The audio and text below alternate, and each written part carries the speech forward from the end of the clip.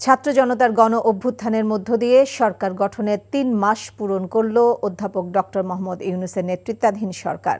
এরই মধ্যে রাষ্ট্র কাঠামো সংস্কারে ১১টি কমিশন, নির্বাচন কমিশন গঠনে সার্চ কমিটি, পরিকল্পনা কমিশন গঠন সহ বেশ কিছু কাজ শুরু করেছে সরকার। পাশাপাশি সতর্ক পথে চলতে হচ্ছে বহুমুখী ষড়যন্ত্র থেকেও। তবে সংস্কার শেষে সরকারের কাজ হবে দ্রুততম সময়ে জাতীয় নির্বাচন দেওয়া, এমন মত রাষ্ট্রবিজ্ঞান সংশ্লিষ্টদের। হাসান মাহমুদের রিপোর্ট।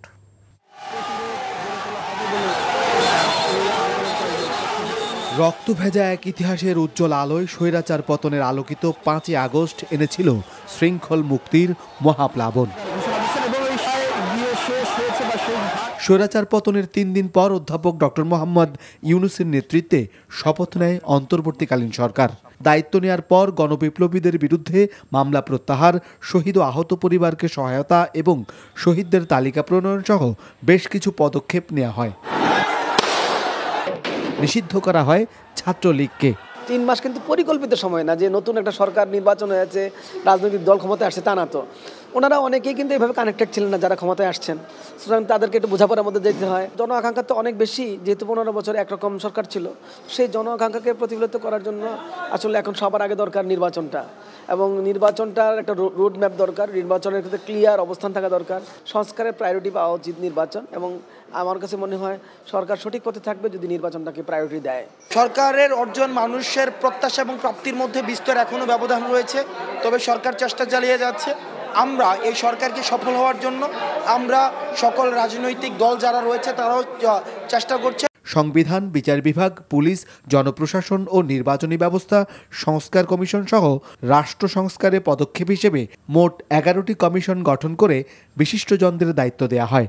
নির্বাচন কমিশন গঠনে সার্চ কমিটি করার মধ্য দিয়ে সরকার শুরু করে নির্বাচনমুখী যাত্রা। এছাড়া জাতিসংঘের গুম প্রতিরোধ সংক্রান্ত কনভেনশনে স্বাক্ষর, সব জেলা ও উপজেলায় প্রশাসক নিয়োগ, অবৈধ অস্ত্র উদ্ধারে অভিযান, পুরনো শিক্ষাক্রমে ফিরে যাওয়া, পলিথিন নিষিদ্ধ সহ গত ৩ মাসে বেশ কিছু সিদ্ধান্ত নেয় অন্তর্বর্তী সরকার। এটা আমাদের একটা দায়বদ্ধতা আছে জনগণের প্রতি। বাজার নিয়ন্ত্রণ না করে আমরা যত ভালো কাজই করি না কেন, এটা মানুষ গ্রহণ করতে পারবে না। ওই মূল্যস্ফীতি কয়েকটা মাস কিন্তু একটু হাই লেভেলে থাকবে, এটা আমরা কিছু করতে পারি। It is a statistical artefact বলি আমরা, এটা কিছু করার নেই। আর্থিক খাতে শৃঙ্খলা ফেরাতে শ্বেতপত্র প্রণয়ন কমিটি গঠন, পরিকল্পনা কমিশন করা সহ নেওয়া হয় বিভিন্ন পদক্ষেপ। তবে এসবের পাশাপাশি বিভিন্ন পক্ষের নানা দাবি দাওয়া নিয়ে করা প্রতিদিনের আন্দোলনও সামলাতে হয়েছে অন্তর্বর্তী সরকারকে। Hasan Mahmud, NTV news, Dhaka. হত্যা মামলার আসামি ঝিনাইদহ ২ আসনের সাবেক সংসদ সদস্য তাজিব আলম সিদ্দিকীকে গ্রেফতার করেছে র্যাব। গতকাল রাতে সাভারের নবীনগর অভিযান চালিয়ে তাকে গ্রেফতার করা হয়। জামায়াতে ইসলামের কর্মী আব্দুস সালাম হত্যাকাণ্ডের ১১ বছর পর গত ২৭ অগাস্ট নিহতের শ্বশুর আবু বকর সিদ্দিকী বাদী হয়ে হত্যা মামলা দায়ের করেন। মামলায় সাবেক সংসদ সদস্য তাজিব আলম, জেলা আওয়ামী লীগের সভাপতি শফিকুল ইসলাম সহ ২৭০ জনকে আসামি করা হয়েছে। রাজনৈতিক পট পরিবর্তনের পর তাজিব আলম পলাতক ছিলেন। সংস্কারবিহীন নির্বাচন গণতন্ত্র প্রতিষ্ঠা করতে পারে না, তাই সংস্কারের পর রাজনৈতিক দলগুলোর সাথে আলোচনা করে নির্বাচনের তারিখ নির্ধারণ করা হবে বলে জানিয়েছেন তথ্য সম্প্রচার উপদেষ্টা নাহিদ ইসলাম। অন্তর্বর্তী সরকারের দায়িত্ব নেয়ার ৩ মাস পূর্তি উপলক্ষে সরকারের কার্যক্রম এবং পরিকল্পনা নিয়ে এনটিভিকে দেওয়া সাক্ষাৎকারে এসব কথা বলেন তিনি। বলেন, বিগত সরকারের অবৈধ কার্যক্রমে সহায়তাকারী আরও সরকারি কর্মকর্তাকে অব্যাহতি দেওয়া হবে। এছাড়াও মুক্তিযুদ্ধ মন্ত্রণালয়ের মাধ্যমে গণঅভ্যুত্থানে শহীদ পরিবার ও আহতদের পুনর্বাসন করা হবে বলেও জানিয়েছেন নাহিদ ইসলাম। রিপোর্ট করছেন রোকন উদ্দিন। ছাত্র জনতার আন্দোলন থেকে গণ অভ্যুত্থান, তারপর ৮ আগস্ট দায়িত্ব নেয় অন্তর্বর্তী সরকার। তারপর থেকে আলোচনায় বিভিন্ন খাতের সংস্কার আর নির্বাচন। অন্তর্বর্তী সরকার গঠনের ৩ মাস পর এনটিভিকে দেয়া সাক্ষাৎকারে তথ্য ও সম্প্রচার উপদেষ্টার কাছে প্রশ্ন ছিল সংস্কারের সাথে নির্বাচনের সম্পর্ক নিয়ে।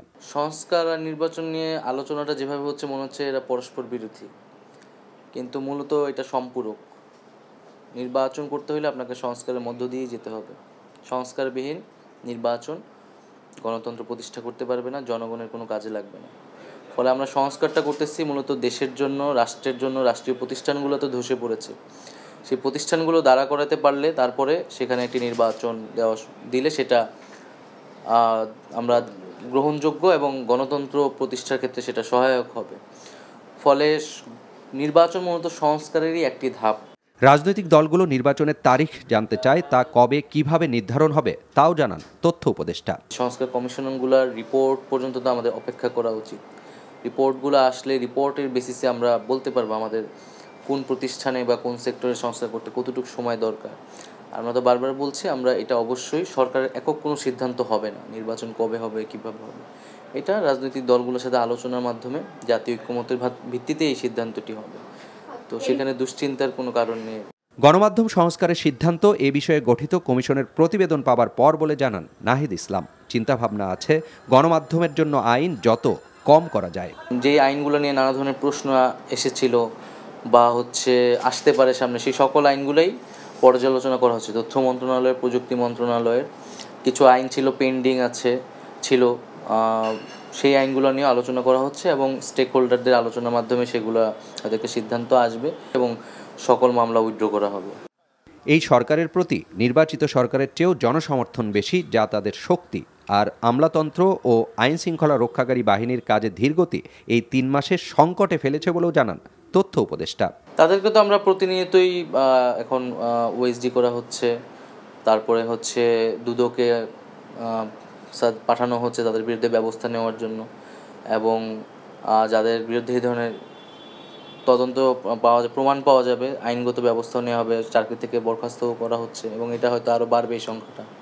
গণ অভ্যুত্থানে শহীদ পরিবার ও আহতদের পুনর্বাসন এই সরকারের অন্যতম দায়িত্ব, যা নিশ্চিত করতে কাজ চলছে বলে জানান তথ্য উপদেষ্টা। আহতদের জন্য তো আমরা হাসপাতালগুলোতে চিকিৎসা ফ্রি করেছি এবং এই পিজির যে সুপার স্পেশালিস্ট হাসপাতাল সেটাও একটা অংশ নেওয়া হয়েছে রেগুলার চিকিৎসার জন্য।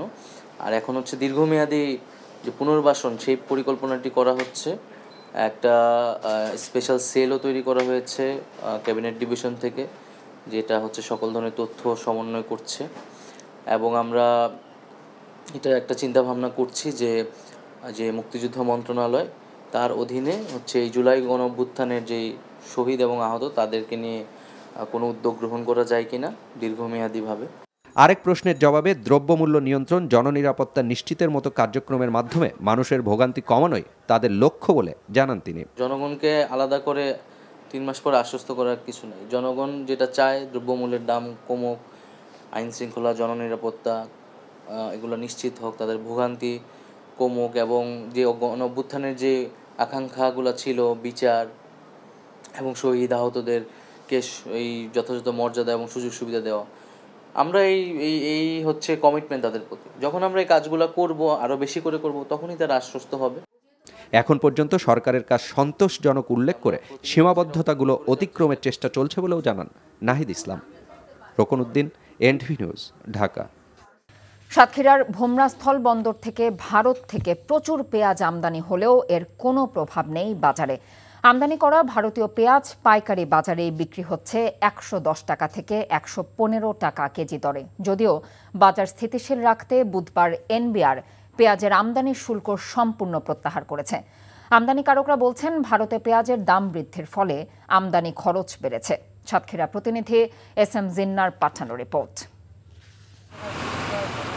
সাতক্ষীরার ভোমরা স্থল বন্দর দিয়ে প্রতিদিনই ট্রাকে ট্রাকে ঢুকছে পেঁয়াজ। এখান থেকে ঢাকা, চট্টগ্রাম সহ বিভিন্ন জেলায় পেঁয়াজ সরবরাহ হয়। এতে ক্রেতাদের নাগালে থাকার কথা পণ্যটি, কিন্তু এর কোনো প্রভাব নেই বাজারে। ভারত থেকে 1 কেজি পেঁয়াজ আমদানি খরচ হয় 66 রুপি, যা বাংলাদেশি টাকায় 101 টাকা। দেশের পাইকারি বাজারে বিক্রি হচ্ছে 120 টাকা কেজি দরে, আর নিম্নমানের পেঁয়াজ বিক্রি হচ্ছে 70 থেকে 90 টাকা। আমদানিকারকরা বলছেন ভারতের বৃহত্তর পেঁয়াজের বাজার অন্ধ্রপ্রদেশের সাউথ ও নাসিকে পেঁয়াজের বাজার চড়া। এই বাজার যে ঊর্ধ্বগতি, এখানে আপনার আমাদের বাংলাদেশ ব্যাংক যদি এলসি সুবিধাটা দেয়, যে বিশেষ করে মার্জিন সুবিধাটা দিলে আমাদের বাজার একটু কমবে। পেঁয়াজের দাম অস্বাভাবিক হারে বাড়ায় নাভিশ্বাস উঠেছে ক্রেতাদের। সবচেয়ে ভালো সাউথের পেঁয়াজটা কিনেছি 90 টাকা, আর নাসিকও বিক্রি হয়েছে আপনার 90-92 টাকা, সবচেয়ে হাই কোয়ালিটি মাল। বিশেষে মানে সাউথের মাল অনেকটা কোয়ালিটির উপর নির্ভর করে। বিভিন্ন ধরনের পেঁয়াজ আছে 105 টাকা থেকে 140 টাকা কেজি পর্যন্ত বিক্রি করতেছি আমরা। পেঁয়াজ 110 টাকা কেজি, আর দ্রব্যমূল্যের দাম বেশি। আমার গিয়ে নির্মাণ শ্রেণীর লোক কিনতে খুব বেশার আসছে। ভারত থেকে ভোমরা স্থল বন্দর দিয়ে 21,076 মেট্রিক টন পেঁয়াজ আমদানি হয়েছে। NTV news desk. জামায়াতে ইসলামীর আমির ডাক্তার শফিকুর রহমান বলেছেন, ফ্যাসিস্ট শেখ হাসিনার নির্দেশে পিলখানায় 57 জন সেনা সদস্যকে হত্যা করা হয়েছিল। তিনি বলেন, রাতের অন্ধকারে খুনিদের পালিয়ে যেতে সাহায্য করেছিল হাসিনার সরকার। সকালে নীলফামারী বড় মাঠে জেলা জামায়াতের কর্মী সম্মেলনে প্রধান অতিথির বক্তব্যে তিনি এসব কথা বলেন। জেলা জামায়াতের আমির অধ্যক্ষ মাওলানা আব্দুস সাত্তারের সভাপতিত্বে সম্মেলনে জামায়াত আমির বলেন, আওয়ামী লীগের নেতাকর্মীরা মিথ্যার প্রতিযোগিতা করেছেন। তারা মানুষ খুন, গুম ও আয়নাঘরে দেশ তৈরি করেছিল। শেখ হাসিনাকে ফেরত দিতে ভারতের প্রতি আহ্বান জানিয়েছেন ডাক্তার শফিকুর রহমান। ফ্যাসিবাদী সরকারের জালিম প্রধানমন্ত্রী সেনাকুঞ্জে গিয়েছিলেন সেনা অফিসারদেরকে সান্ত্বনা দিতে। তারা জিজ্ঞেস করেছিল, 25 তারিখের আয়োজনে আপনি গেলেন, 26 তারিখের ডিনারে আপনার যাওয়ার কথা ছিল, আপনি গেলেন না কেন? জবাব চাই। তিনি কোনো জবাব দিতে পারেননি। আবারও বাড়ল আলুর দাম। সপ্তাহের ব্যবধানে কেজিতে 5 টাকা বেড়ে বিক্রি হচ্ছে 70 টাকায়।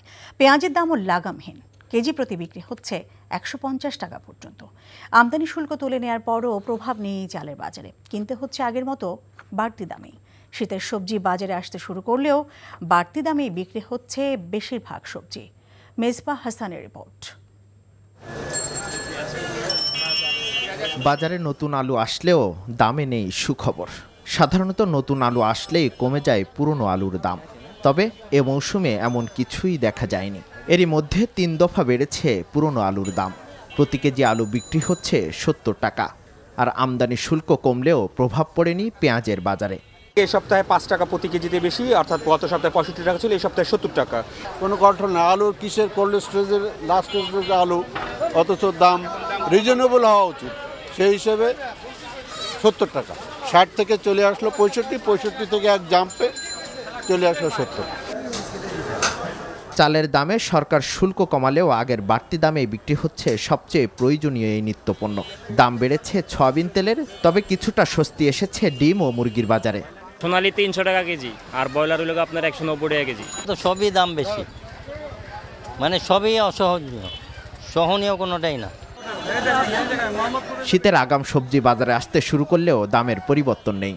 2-1টি সবজির দাম কমলেও চড়া দামে বিক্রি হচ্ছে বেশিরভাগ সবজি। ছোট্ট একটা লাউ 100 টাকা, আর বেগুন 160 টাকা। বেশি না, অনেক বেশি। প্রতি মাসেই ধার করে চলতে হয়, এমন অবস্থা। বাজারে যে অবস্থা দেখলাম, যে শীতকাল আসার সাথে সাথে সবজির দাম যেন আরো আকাশ ছোঁয়া হয়ে গেছে, মানুষের সাধ্যের বাইরে চলে গেছে। এর কারণে বন্যার কারণে আবাদ নষ্ট হয়েছে। ওই আবাদগুলো যখন ওই ঘাটতিটা পূরণ হইব, সবজি বাজার আইব, তাহলে একটু দাম কমার সম্ভাবনা আছে। এর আগে আর বলা যাবে। শুধু বাজার মনিটরিং নয়, সিন্ডিকেট দমনে সরকারকে যথাযথ পদক্ষেপ নেওয়ার অনুরোধ জানিয়েছেন সাধারণ ভোক্তারা। Misbah Hasan, NTV news, Dhaka. প্রধান উপদেষ্টা ডক্টর মোহাম্মদ ইউনূস ও তার প্রতিষ্ঠান গ্রামীণ ব্যাংকে নিয়ে লেখা বই স্মল লোনস বিগ ড্রিমস বইটি সম্পর্কে স্মৃতিচারণ ও এর বিভিন্ন দিক নিয়ে আলোচনা করলেন বইটির লেখক অ্যালেক্স কাউন্টস। 90 দশকে লেখা এই বইটির 3য় সংস্করণ বের হয় 2022 সালে। সে সময় কেন লিখেছিলেন এই বই, তার সার্থকতা তুলে ধরেন অ্যালেক্স। বইটি নিয়ে উপস্থিত অতিথিদের নানান প্রশ্নের উত্তরও দেন তিনি। 1996 সালে প্রকাশিত হয় স্মল লোন বিগ ড্রিমসের প্রথম সংস্করণ। বইটিতে তুলে ধরা হয় কিভাবে নোবেল বিজয়ী ডক্টর মোহাম্মদ ইউনূস এবং ক্ষুদ্র ঋণ পৃথিবীকে পরিবর্তন করে দিয়েছে। অ্যালেক্স কাউন্টস গ্রামীণ ফাউন্ডেশন প্রতিষ্ঠা করেন এবং 10 বছর ধরে ক্ষুদ্র ঋণ ও দারিদ্র্য বিমোচনে কাজ করার পর 1997 সালে এর প্রেসিডেন্ট ও সিইও নিযুক্ত হন। তিনি গ্রামীণ ব্যাংকের প্রতিষ্ঠাতা ও ব্যবস্থাপনা পরিচালক ডক্টর মোহাম্মদ ইউনূসের অধীনে প্রশিক্ষণ নেন। অন্তর্বর্তী সরকারকে কোনোভাবে ব্যর্থ হতে দেয়া যাবে না মন্তব্য করে বিএনপি ভারপ্রাপ্ত চেয়ারম্যান তারেক রহমান নেতাকর্মীদের নির্দেশ দিয়েছেন সহযোগিতার। জাতীয় বিপ্লব ও সংহতি দিবস উপলক্ষে রাজধানীতে শোভাযাত্রা পূর্ব উদ্বোধনী বক্তব্যে এই নির্দেশনা দেন তিনি। তবে নিজেদেরকে সতর্ক করতে চাইলে সরকার জনগণের প্রত্যাশা পূরণে কার্যকরী পদক্ষেপ গ্রহণ করবে বলে আশাবাদ ব্যক্ত করেন তারেক রহমান। হাসান মাহমুদের রিপোর্ট।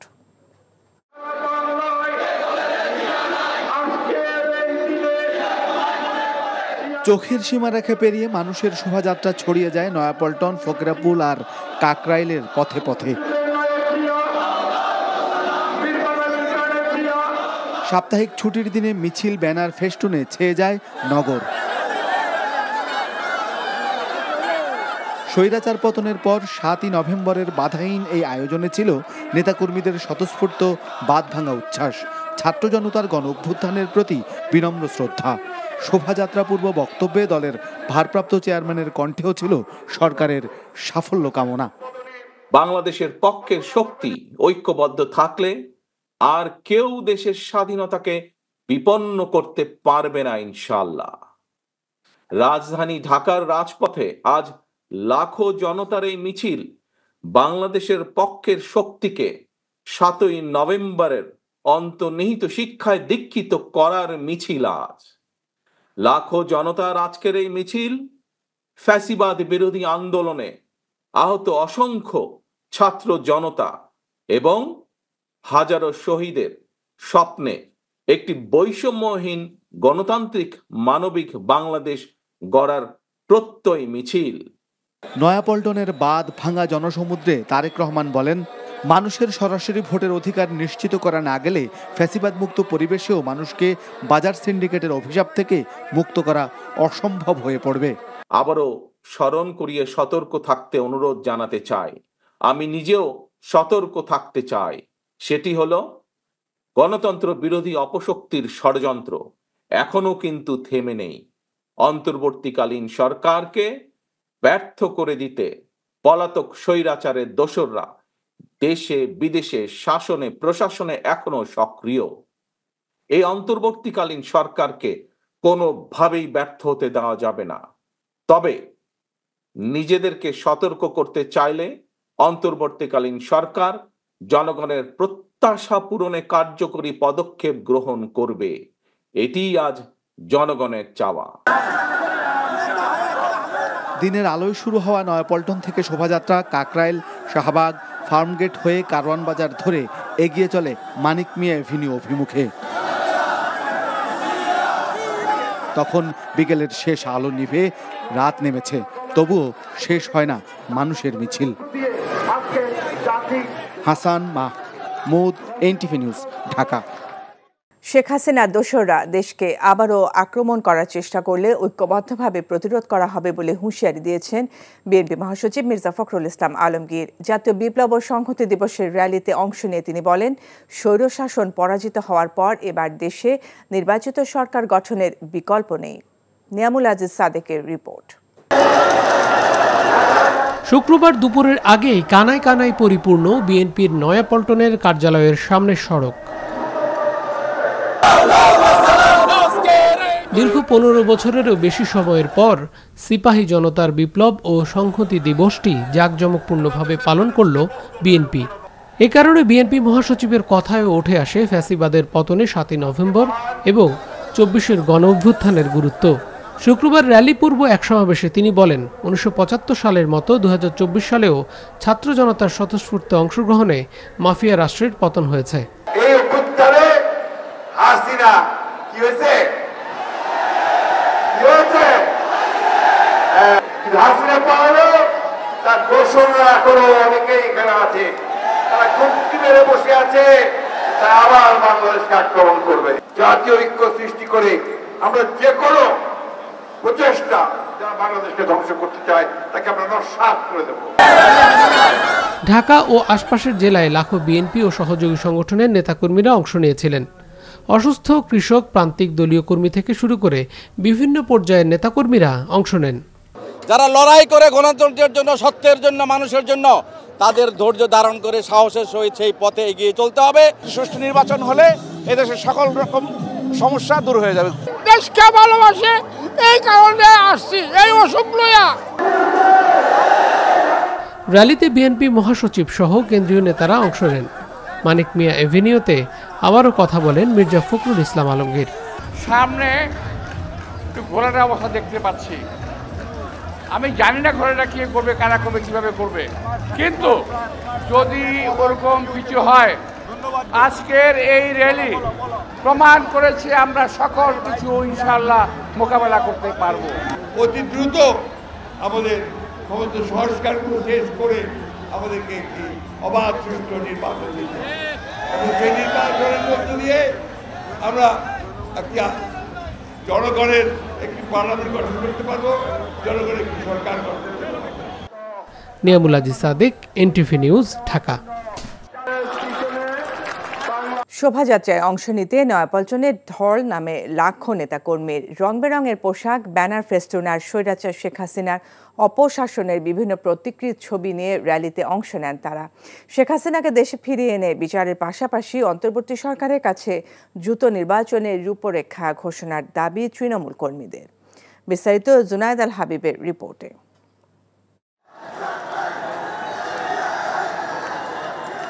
স্বৈরশাসক শেখ হাসিনার বিদায় আর প্রায় ১.৫ যুগ পর ঐতিহাসিক জাতীয় বিপ্লব ও সংহতি দিবস পালনের সুযোগ পেয়ে ঢাকার রাজপথে বিএনপির নেতাকর্মীদের এই ঢল।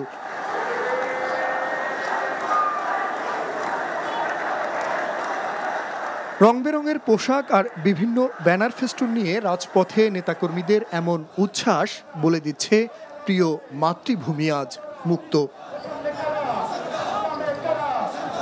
৫ই আগস্ট ছাত্র জনতার গণ-অভ্যুত্থানের মধ্য দিয়ে বিশ্বের সর্বশ্রেষ্ঠ ফ্যাসিস্ট সরকার শেখ হাসিনা পালিয়ে যাওয়ার পরে নতুন করে বাংলাদেশের স্বাধীনতার স্বাদ এই নতুন প্রজন্ম, পুরাতন প্রজন্ম সকলে উপভোগ করার স্বস্তি পাচ্ছে। স্বৈরাচার সরকার তো দেশের সব বিনষ্ট করেছে।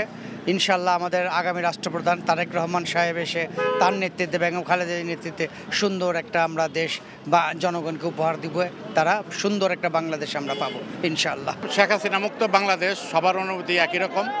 বিজয়ের আনন্দ। এখন আমাদের সামনে আরও অনেক কাজ আছে, কাজগুলো আমাদের ফসল গড়ে তুলতে হবে। সারা বাংলার জনগণ রাস্তায় নেমেছে। আজকে আপনারা দেখলেই বুঝতে পারবেন রেলির কি অবস্থা। কমপক্ষে 15 লাখ ওভার লোক হয়েছে। শুক্রবার দুপুর 3:30টায় নয়াপল্টন থেকে মানিক মিয়া এভিনিউর উদ্দেশ্যে যাত্রা শুরু হয় বিএনপি নেতাকর্মীদের। মিছিলে শামিল লাখো মানুষের কণ্ঠে নানা স্লোগানের পাশাপাশি দাবি ছিল একটি অবাধ নিরপেক্ষ নির্বাচনের। আমরা চাচ্ছি যে অবাধ সুষ্ঠু একটা ভালো নির্বাচন হোক এবং এখানে একটা ভালো সরকার আসুক, ভালো সরকার এসে দেশ পরিচালনা করুক। নির্বাচনের কোনো বিকল্প নেই। নির্বাচনের মধ্য দিয়ে এই জাতিকে ঐক্যবদ্ধ করতে হবে। নির্বাচনের মধ্য দিয়েই আজকে দেশে জনগণকে একটি স্বস্তি ফিরিয়ে দিতে হবে। একটি বৈষম্যহীন বাংলাদেশ গঠনে সবাই ঐক্যবদ্ধ হয়ে কাজ করবে, এমন প্রত্যাশা র্যালিতে অংশ নেয়া লাখো মানুষের। জুনায়েদ আল হাবিব, এনটিভি নিউজ, ঢাকা।